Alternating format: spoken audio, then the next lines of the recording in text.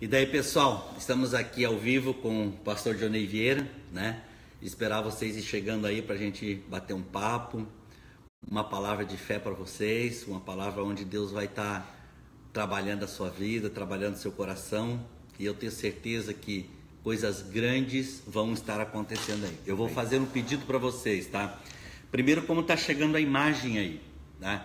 A gente está testando um novo equipamento aqui, né?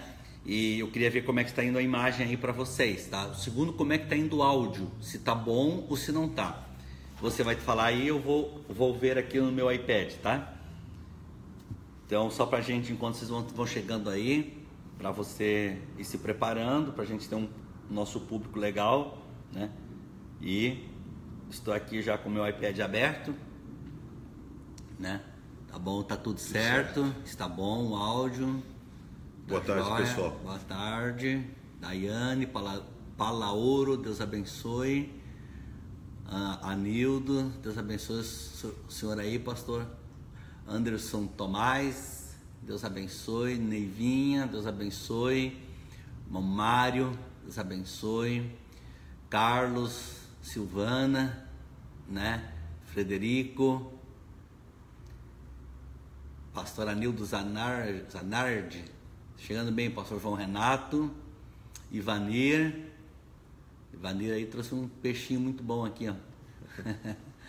A Ivana, o Silvio, Gisele, que legal, o pessoal chegando aí, já estamos com 50 pessoas aí já chegando, né? Muito bem, nós estamos aqui com o pastor Dionei e nós temos trabalhado junto aqui na igreja, um amigão nosso, um parceirão, e nós temos, na Palavra Viva, nós temos entendido que o nome, quando Deus dá um nome, esse nome ele tem que fazer jus a esse nome, né? Então, muitas pessoas, por exemplo, não sabem, mas a igreja é muito conhecida pelo ministério de louvor que Deus deu e pelas bênçãos que Deus tem feito e tem levantado o ministério de louvor da nossa igreja no Brasil inteiro, que é o Avivar, né? Com canções lindas que vocês têm sido abençoados aí. Então as pessoas muitas vezes elas desenvolvem uma imagem e uma ideia que a igreja é uma igreja no louvor, né? Mas o louvor são 5 canções no domingo e o resto do tempo é palavra, não é? Então, porque é palavra viva. Se é uma palavra viva, nós temos que, né, transmitir essa palavra, transmitir essa vida para que as pessoas possam viver as grandes bênçãos de Deus na sua vida, que nós cremos que é pela palavra, não é? E eu quero ler um texto aqui que está em Marcos 11, 23, e a partir daí a gente vai desenvolver a nossa palavra de hoje, né? E versículo 20 diz assim: E passando eles pela manhã, viram que a figueira secara desde a raiz. Então Pedro levantou-se e falou: Mestre, eis que a figueira que amaldiçoaste secou. Ao que Jesus lhe disse: Tende fé em Deus, porque em verdade eu vos afirmo, se alguém disser a este monte, ergue-te, lança-te no mar, e não duvidar no seu coração, mas crer que se fará o que se diz, assim será com ele. Por isso vos digo, de tudo que em oração pedide, crede que recebeste, e assim será com vocês, né? Deus tem abençoado muita palavra viva com mestres, pessoas que Deus tem algo especial na vida deles e na área do ensino. O meu ponto forte não é ensino, é governo, é liderar e conduzir. A gente dá os pitacos, mas eu sou mais um pregador e não sou um mestre no sentido do significado bíblico de mestre, né? Mas o pastor Dionei, o nosso bispo Rude, nós temos o pastor Ricardo aqui na igreja, nós temos um time muito bom na área de ensino, não é? E o Dionei é aquele um pouco fora da curva, que Deus o tenha abençoado muito no conhecimento, né? E nós vamos falar sobre fé numa perspectiva diferente do que você tem ouvido. Então eu queria que você prestasse bastante atenção e qualquer dúvida você me acionasse aqui no inbox, que depois a gente vai te dar um retorno de maneira mais específica, tá bom? Então, Dionei, esse texto, esse versículo, aparentemente, ele é um versículo que conta uma história de uma maldição sobre uma figueira, de uma figueira que se seca. Sim. E de uma fé que move montanhas, não é? Sim. E eu gostaria que tu começasse a compartilhar, conforme eu vou te fazendo mais um provocador aqui do que diretamente uma troca de ideias, tá certo? Que eu sei que a gente provocando acaba Sim. recebendo umas respostas boas, né? Então, a respeito desse texto, se apresenta para eles também. Boa tarde, pessoal. Aqui é o Dionei, o pastor Dionei.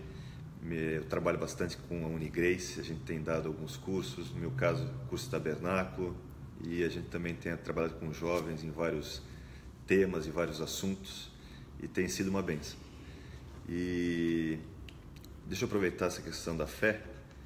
Você vê que a Bíblia, Deus costuma colocar na palavra várias imagens, né, para a gente poder observar, para que a gente possa compreender o que Deus quer colocar. É o exemplo que o bispo gosta de usar bastante, que é o caso de Gênesis 15, sobre Abraão, para ele observar as estrelas, né, para ele ter uma noção do que será a descendência dele. E você vê que toda a Bíblia ele faz uso desse tipo de imagem, né? Você vê Jesus nas parábolas usando a questão da semente, a questão do terreno fértil, o terreno pedregoso, né? E como a semente frutifica em determinado terreno. Então você vê toda essa questão de você usar as imagens no mundo real para a gente poder construir a nossa fé, construir o nosso entendimento, né? Um desses exemplos é o caso da figueira. Você vê que Jesus passa, né, busca fruto da figueira, a figueira não apresenta fruto, e ele lança uma maldição sobre a figueira, e no dia seguinte os discípulos olham e a figueira está seca, né? E botamos ao vivo aqui também. E aí a figueira, ela aparece seca, e aí Jesus dá essa lição de fé, né?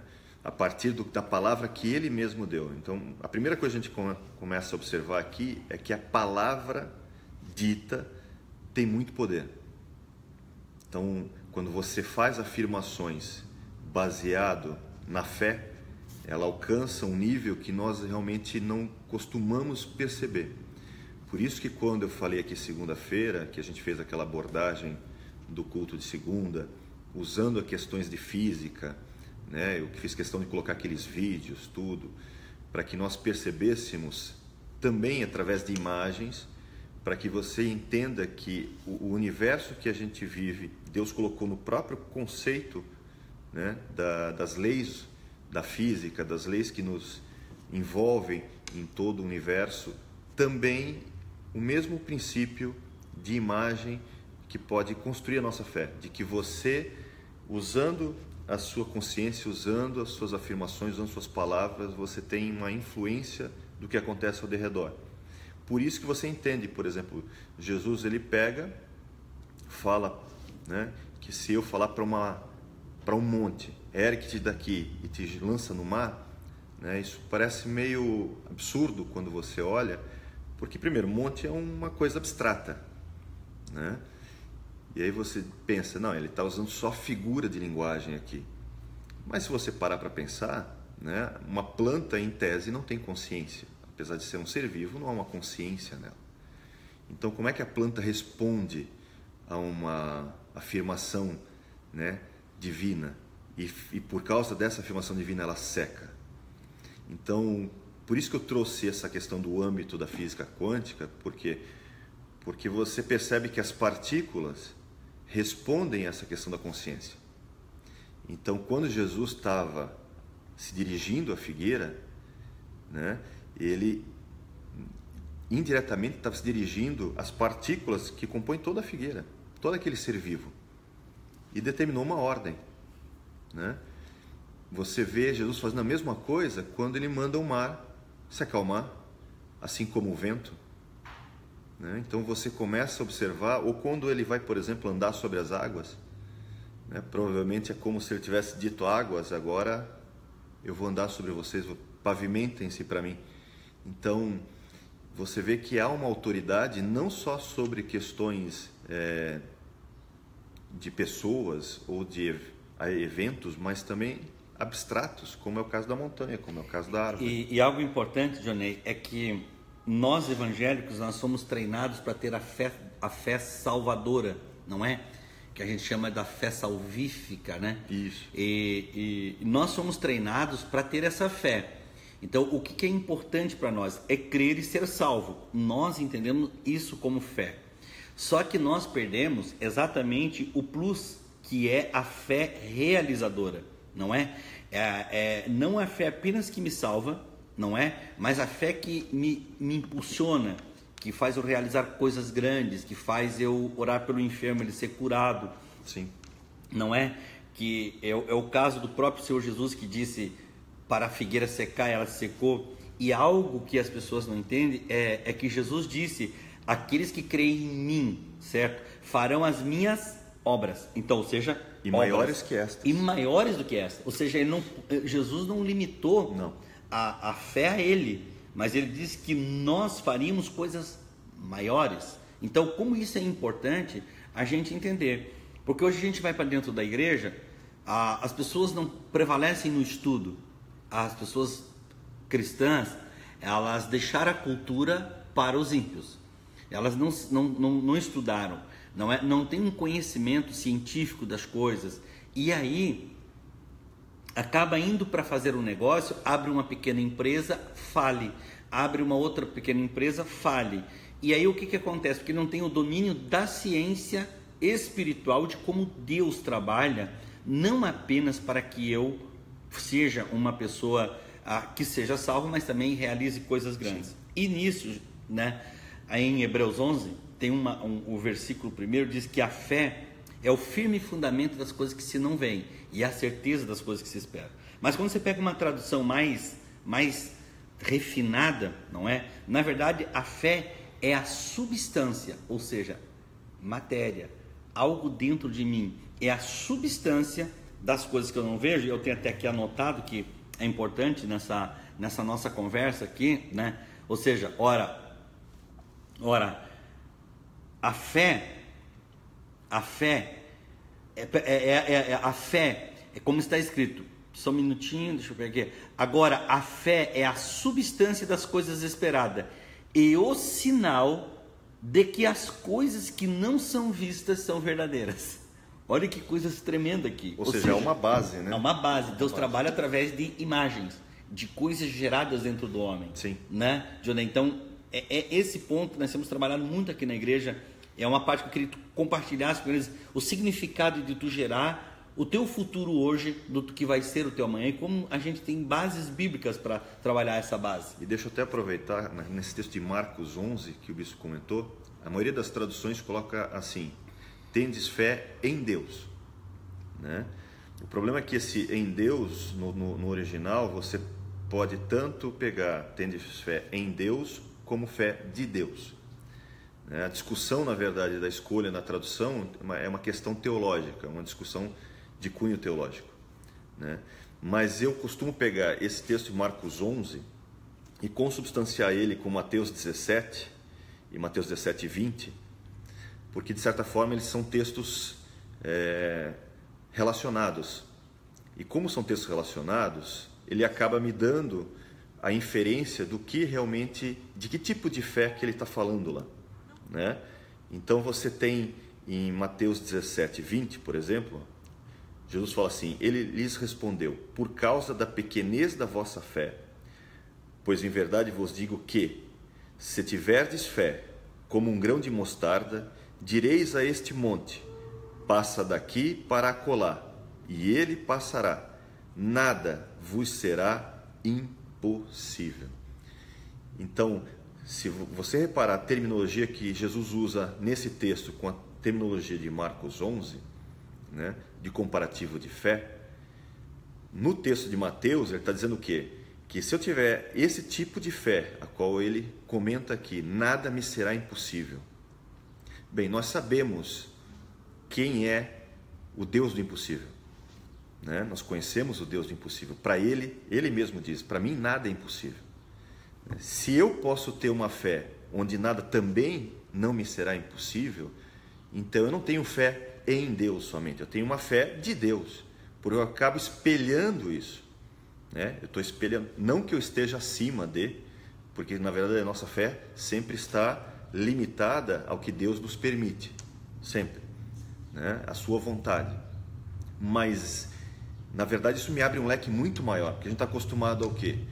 Acostumado a ter uma fé muito reativa, não proativa, né?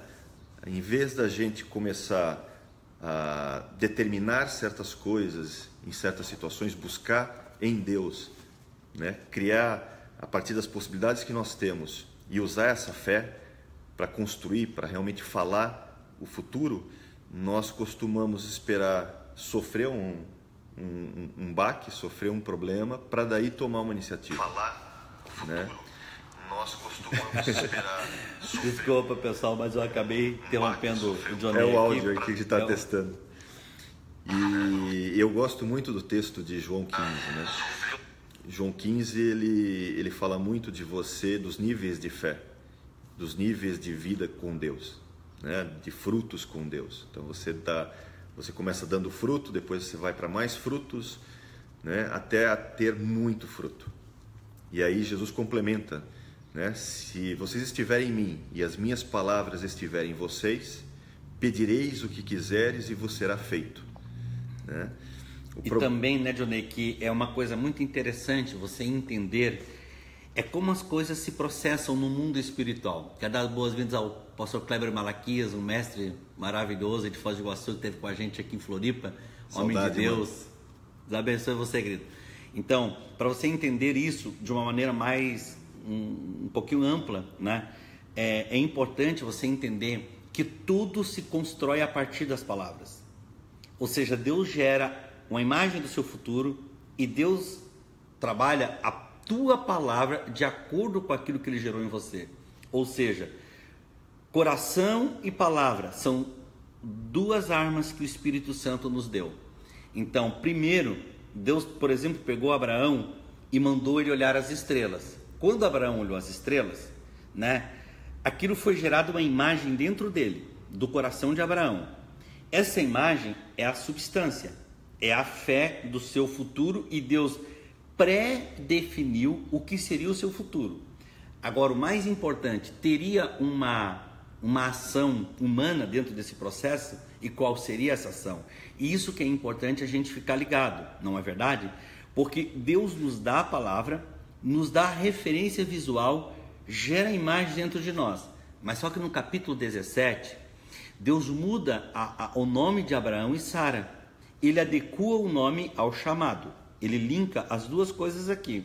Então, todo dia de manhã, não era mais bom dia, Pai exaltado, mas era bom dia, Pai de uma multidão. Entendeu que Deus adequou o som que ele escutava com aquilo que estava gerado nele? Sim. Então, porque os sons da palavra de Deus, ela ressoa ainda em toda a terra. Então, a maneira de Deus trabalhar é a partir dessa palavra, para que você tenha uma fé realizadora. Em Gênesis 15, Abraão foi justificado pela fé, gerada a imagem do futuro. Gênesis 17, Deus sincroniza e sintoniza a imagem com o nome. Ou seja, Deus não pode dizer que tu é filho, tu se sentir filho, um destruído, um derrotado. Ou seja, tu começa a ter linguagens adequadas com a palavra, né? E aqui daí a gente tem viajado nessa ideia, porque tem a teoria das cordas aqui, que é muito importante, né, Johnny? Para eles entenderem como esse processo Deus vai fazendo na vida das pessoas. Que foi o que eu comentei no culto de segunda, dessa questão da teoria das cordas, porque a ideia toda que a gente trouxe desse embasamento científico também, para que as pessoas tenham essa imagem, assim como a imagem de Abraão olhando as estrelas, assim como a imagem, né, que Jesus usa das parábolas, a gente trouxe o quê? Trouxe uma consubstanciação do mundo real que nós vivemos, baseado na física quântica, para que você também tenha essa imagem, para que você perceba que o próprio universo foi construído de uma forma tal para responder à nossa consciência, para responder a essa nossa ação, né? Então, quando você estuda a teoria da construção do universo, você vê as várias teorias, né? E hoje existem as forças básicas, que é a gravidade, eletromagnetismo, força nuclear forte e fraca, e existe um esforço conjunto da comunidade científica para tentar unificar isso numa só equação, para tentar chegar à equação de tudo, que é o que ele chama, né? E até agora não foram felizes em fazer isso, exceto uma ideia que surgiu no século passado, no finalzinho do século passado, que é a chamada teoria das cordas. Então, que é uma teoria que começou inferindo que o universo tivesse pelo menos 10 dimensões, né, das quais nós conseguimos perceber 4, ou seja, que é a questão do espaço, que são 3 dimensões, né, altura, largura, comprimento, mais o tempo, mas que existiriam dimensões escondidas, em níveis escondidos, né? Essa teoria das cordas, ela ganhou algumas ramificações e acabou sendo unificada como teoria M, que existe hoje, que é uma ideia de tentar justificar essas teorias numa só, sobre a construção do universo que nós temos. E aí onde se tem hoje uma ideia que são 11 dimensões, ou seja, 4 conhecidas, 7 escondidas, né? O que é um número interessante, que 7 é um número muito significativo na Bíblia. E o que diz a teoria das cordas, enfim, né? Quais são as descobertas que se tem alcançado, né? Nós estamos acostumados a dizer o quê? Tudo é energia, tudo é luz, né? Vinculado ao quê? Você lembra do texto, e disse Deus, haja luz. Mas o próprio texto, de certa forma, ele já infere que houve algo antes da luz, que é a própria palavra que Deus disse, né? Porque Deus fez uso da palavra. Existe uma curiosidade interessante quando você ouve falar a palavra abracadabra, né? Qual é a epistemologia dessa palavra? De onde ela surgiu? Então existem várias teorias sobre isso, mas é curioso você pensar, porque o abracadabra geralmente é usado na mágica, né? Como sentido de trazer à existência algo do nada, né? Mas ela tem uma origem provavelmente hebraica, porque no hebraico existe um termo avracadabra, né? Que é muito parecido e que, de certa forma, significa eu crio enquanto falo, né? Então é como, à medida que Deus fala, as coisas acontecem. Esse é o sentido antigo dessa palavra. Existem outros, mas não vou entrar no mérito agora. E o que você vê na teoria das cordas, na teoria M hoje? Você descobre o seguinte: a implicação é que as partículas, na verdade, elas são constituídas em última instância por cordas. Cordas que ficam vibrando em vários formatos. Cordas fechadas, como anéis, mas que vibram, ou cordas abertas que vibram como planos. Ou seja, tudo que você vê em todo o universo, né, no menor nível, é baseado em cordas. E quando a gente fala de cordas vibrando, você naturalmente lembra da palavra. Ou seja, a palavra que Deus disse, haja, e onde todas as coisas vieram à existência, ela ressoa até hoje, porque ela está até hoje, em todas as partículas, né, elas estão vibrando. E é interessante que o que diz a teoria quântica? Que eu tenho, o meu nível de consciência interfere no resultado ou no comportamento de uma partícula. Ou seja, é como se a minha palavra, né, é nesse âmbito que eu quero trazer, é como se a minha palavra casasse com a palavra de Deus e construísse a partir dali um resultado baseado no que eu estou dizendo. Então ele vai muito mais além. Os físicos, eles olham esses comportamentos, como eu citei na pregação de segunda, onde você tem esse comportamento dúbio da matéria como partícula e como onda, né? E dependendo da medição, dependendo de como você interage com ela, ela se comporta de um jeito ou se comporta de outro. Ou seja, a minha consciência, a minha observação interfere no próprio comportamento do universo, né? O que infere que aquilo que eu comentei, eu até fiz um artigo sobre isso no meu blog, que você tem um vídeo falando sobre isso, que é a questão da fenda dupla. Eu não quero entrar em muitos termos técnicos, porque eu sei que é complicado para muita gente, mas a conclusão é importante.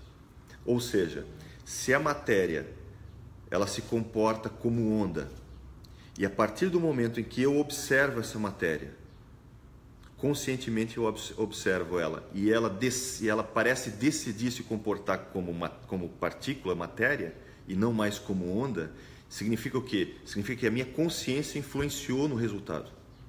O meu mero ato de observar influencia no resultado de como a matéria se comporta.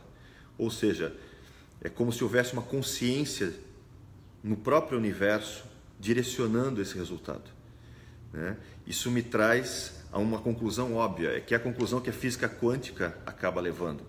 Ou seja, como é que, por exemplo, a Lua, é o que Einstein dizia, né? Einstein ficou preocupado com esses resultados na época dele, porque ele ficou e disse assim: eu gosto de pensar que a Lua está lá, mesmo que eu não esteja olhando para ela. Né? Por que Einstein disse isso? Porque se as partículas se comportam como onda e não como matéria, quando não tem ninguém olhando, né? Quem me garante que se ninguém olhar para a Lua, ela vai continuar lá? Ou como os outros planetas, se ninguém estiver olhando? Ou quando eu enterrar alguma coisa na Terra e ninguém vai observar, que aquilo continua lá como matéria, como deveria ser, já que o comportamento dela, né, tem esse comportamento de onda e ela se comporta como matéria quando eu observo. Então, o que isso me infere? Isso infere o seguinte, que o universo, para ser estável como nós vemos, para que tudo funcione como nós temos olhado, necessita de um observador cósmico. Então esse observador cósmico, ele está o quê? Ele está olhando todas as matérias do universo, todas as partículas, na verdade, do universo, e determinando, você é onda, você é matéria, você é onda, você é matéria, para que não se desestabilize. Ou seja, Deus sustenta o universo, como diz a palavra, né? A todo instante, a todo momento. É Ele que mantém, por exemplo, essa matéria que nós temos aqui, por exemplo, essa mesa, né, é sólida para mim. Por que essa, né, como diz Einstein, por que a Lua continua lá, se ninguém observar? Porque Deus mantém ela.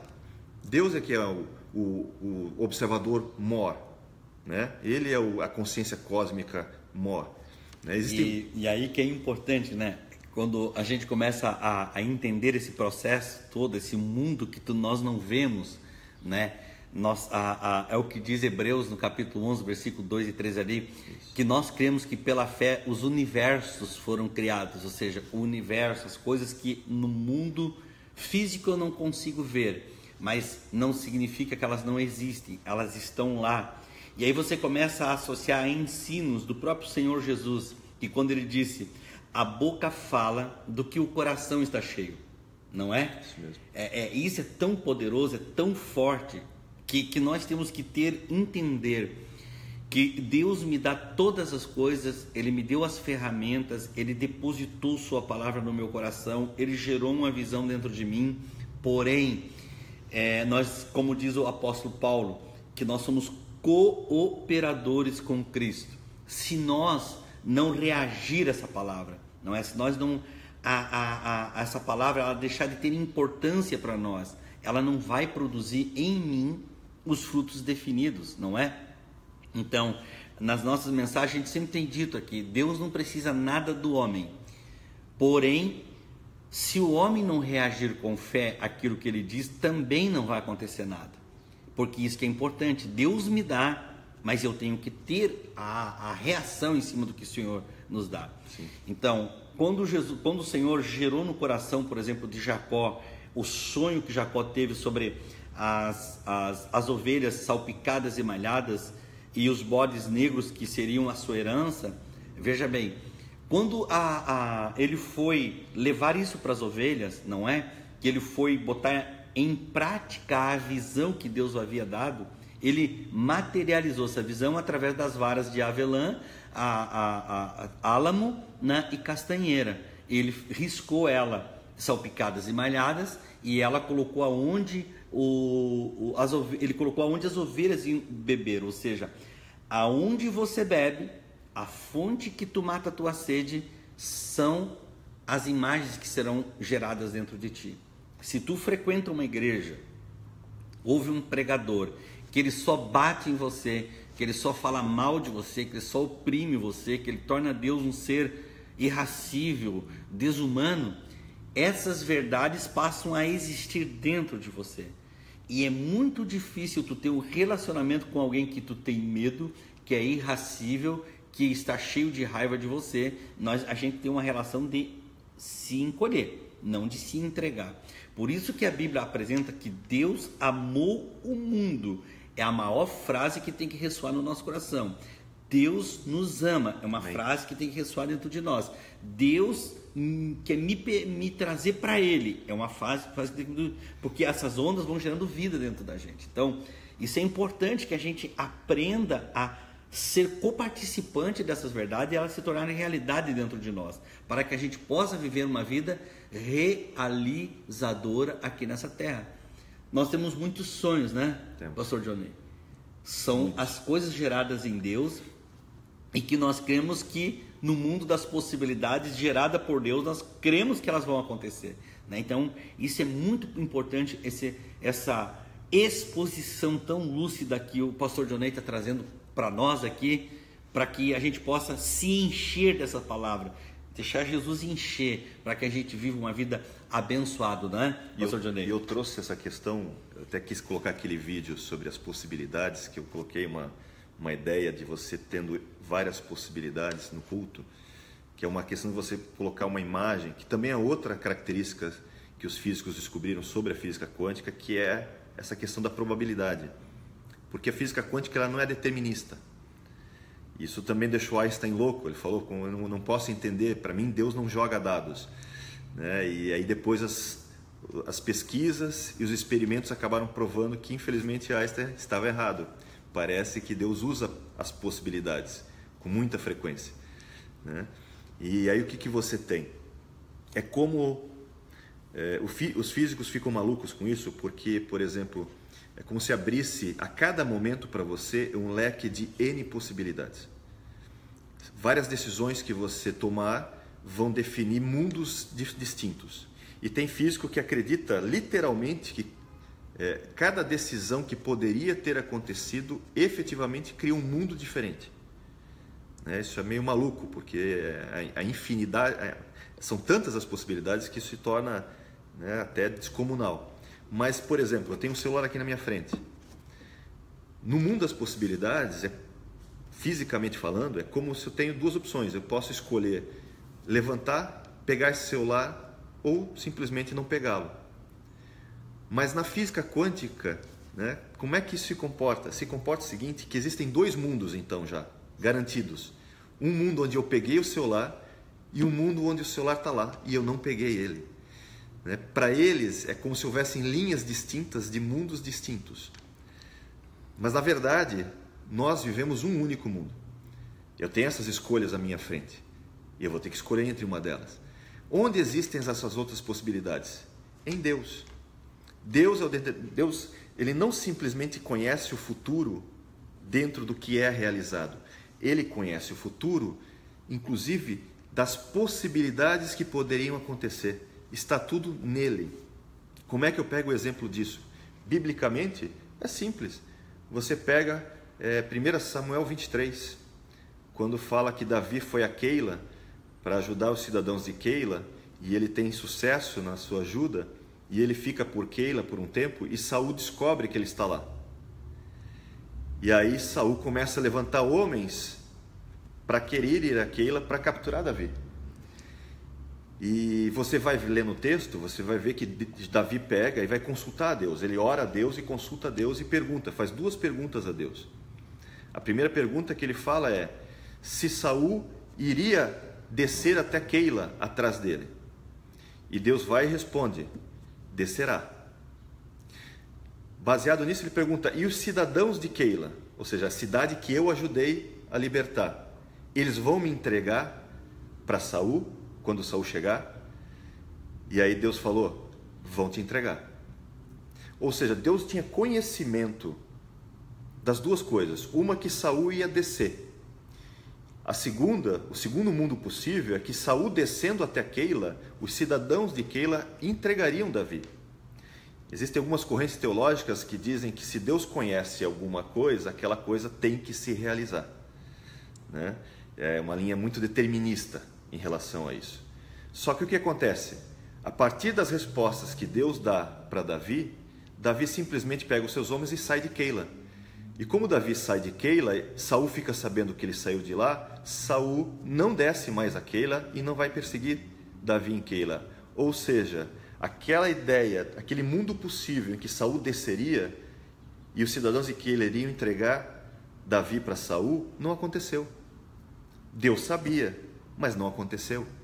Ou seja, o fato de Deus ter conhecimento não só do futuro que se realiza, mas das possibilidades, não quer dizer que elas tenham necessariamente que acontecer, né? E o mais fantástico nisso é isso, é maravilhoso demais. Isso aqui é muito lindo, Deus, meu Deus. Ou seja, na hora que tem um problema na sua vida, no mundo de Deus, todas as possibilidades já estão definidas e providenciadas.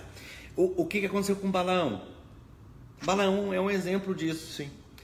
Ele queria saber se tinha que ir lá para ouvir Balaque. Sim. Deus disse: não, eu não quero que você vá. Ou seja, Deus já falou que não era para acontecer. O que ele fez? Ele foi insistir. Ou seja, Deus disse que não, mas ele tinha o direito de insistir. Ou seja, mesmo que Deus soubesse o fim, Deus não terminou o fim. Ele fez uma escolha. Ele fez uma escolha. Uma escolha. E isso é maravilhoso. O Espírito de Deus nunca nos manipula. Do tipo, eu tenho uma caixa formada aqui e é isso que vai acontecer, não tem como mudar as coisas. Isso é tão forte que quando a gente vê Josué na batalha, que ele ia perder a batalha, que ele manda os... E ele manda, Deus não, ele manda. Ele nem ora. Ele não ora. Ele não ora, ele determina. Ele determina. Ou seja, é um ciclo pré-determinado de 24 horas. A interferência do homem faz parar. E Deus ouve, né? O texto diz que Deus ouve Josué e assim acontece. E assim acontece.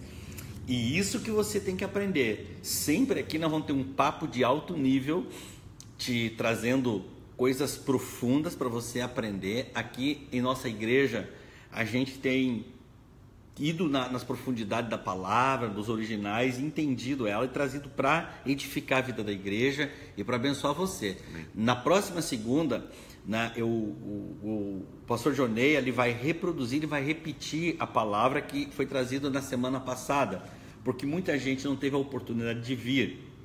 Domingo de manhã à noite eu também vou dar continuidade a esse ensino. Então, aqui na nossa igreja, você vai ter sempre um conteúdo bastante forte, não é? Não baseado no achismo, não baseado no que Agostinho falou, nem no que Calvino falou, né? É baseado no que a palavra ensina e nós vamos buscar o que ela ensina e trazer para você. Por isso que nós não somos calvinistas, agostinianos, nós somos cultura do reino de Deus e vivemos essa cultura. E isso é muito importante. Então venha conhecer isso, porque o teu coração vai se encher de fé. Eu tenho certeza disso. Eu sei que vocês aí já estão criando um mundo das possibilidades. E eu vou trazer mais algumas coisinhas. Segunda-feira vem coisas mais ricas, né? E eu sei que você vai ser abençoado e vai ter... Nós vamos crescer juntos. Eu não sou melhor que você, o pastor Jonei não é melhor. Nós vamos crescer juntos, vamos Amém. Edificar nossa fé, crescer em Cristo e fazer a diferença aqui nessa terra, enquanto a gente viver, quando o Senhor Jesus nos levar, que fica um legado para as outras gerações, para que elas sejam abençoadas. E o meu grande desafio hoje, minha alma anseia por isso, meu coração arde por isso, é ver a igreja prevalecer.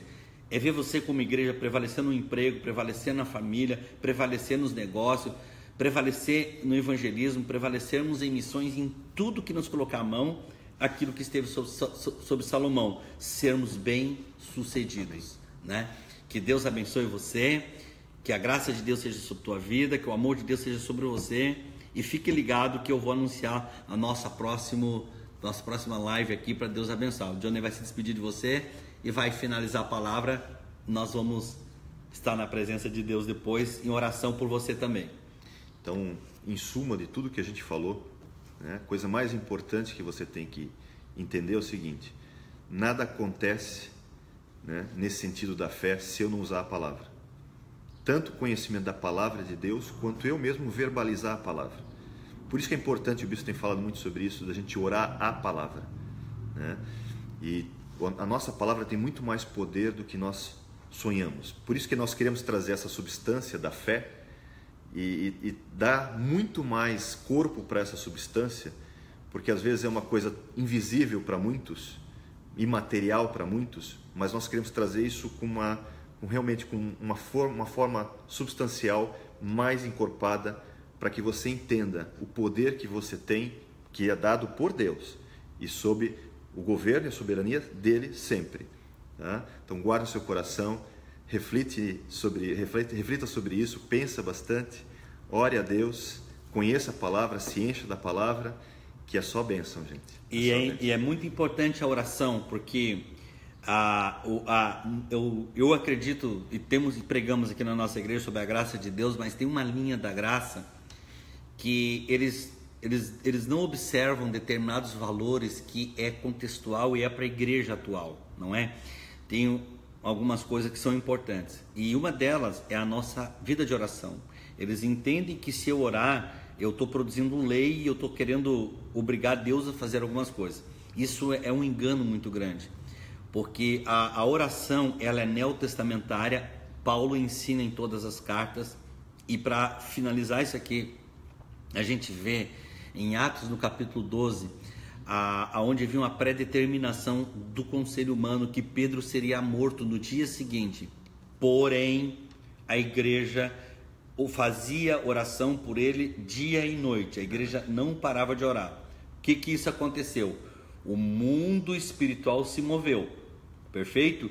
Um anjo vai lá na cadeia, liberta Pedro das prisões, manda Pedro se levantar, transpassa os portões de ferro, vai para a rua. Quando chega numa distância segura, ele disse: agora, Pedrão, zarpa. Pedro chega na casa de Isabel, onde a igreja está orando, e ninguém acredita no que está acontecendo ali, e a doutrina dos judeus era muito forte. Isso não é Pedro, é o anjo dele que está aqui.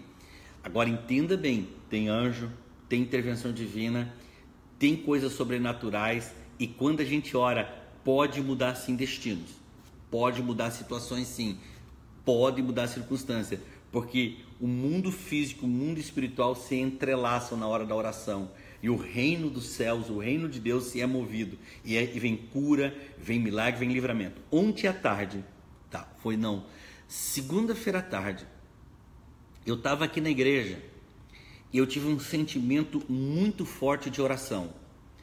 Eu vim para o púlpito, saí do meu escritório, eu gosto de orar no púlpito, eu sentei ali no púlpito, eu fiquei orando um período ali, não sei definir, mas um período razoável, até que aquilo saísse do meu coração. Eu não sabia para que e por que orar, mas eu sabia que eu tinha que orar.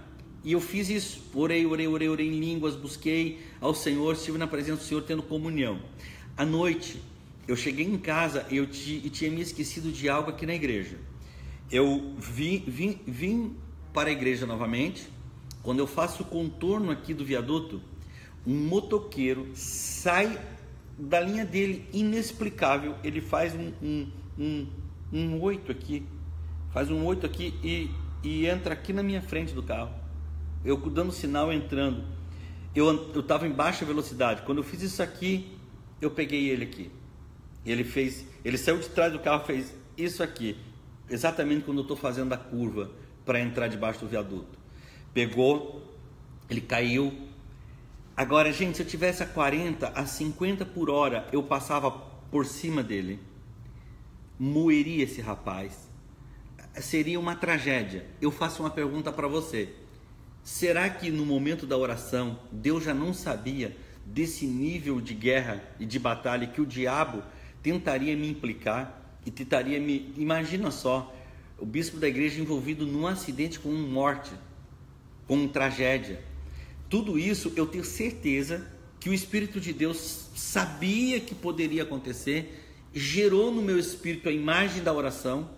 Eu vim para a oração, orei a palavra de Deus, o Salmo 91, pelo livramento, me livra do laço do passarinheiro, da peste perniciosa, me livra da obra maligna, me livra de cilada, me livra de exposição, me livra de tudo isso. O que Deus fez? Deus foi lá e Deus agiu. Então, muitas coisas, Deus pode mudar o curso a partir do momento que nós exercitamos a nossa fé, criamos a imagem do nosso futuro, respondemos aquilo que o Espírito Santo está fazendo na nossa vida, e o nosso mundo vai ser abençoado. Que Deus abençoe você e que a graça de Deus seja sobre a sua vida. Em nome de Jesus. Amém. Amém.